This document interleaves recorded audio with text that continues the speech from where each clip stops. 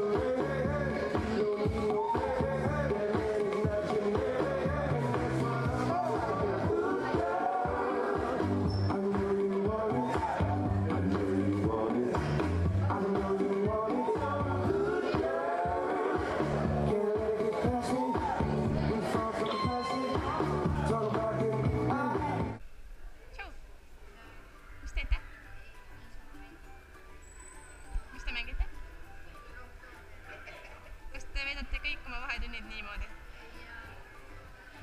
Tere! Kas sa ei mängigi telefonis? Mängid või? Sama mängu, mis nemad või? Samamoodi on tegelikult ka puhastamisega, et noh, ma ei tea, palju te olete näinud, et keegi puhastab tolmuimejaga sees. Tolmune on noh, mõtled ka, et loll idee, et sellepärast ongi, et tegelikult, et miks ta loll on see, et tolmuimejaga imemine, see võib tekitada ka staatilist elektrit sinna. Ja siis sellepärast see on ka nagu ohtlik, et soovitan kasutada suruõhku, maksab mingisugune videoli punkt ja see kestab oma hea mitu korda puhastada arvutit sellega. Arvutit puhastada ideaalne oleks kord kuus puhastada, sõltuvalt sellest, kus kohast on, kui ta on kuskil kapis või ikka laual, kui ta on lihtsalt laual, siis kogu päris palju tolmub hästi kiiresti. Aga kui ta kuskil nagu kapis on jäänud, siis võibolla...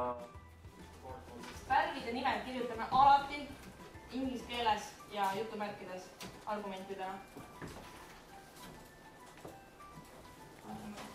Mina teen oma e-tähe näiteks roosaks, on sinine kooli.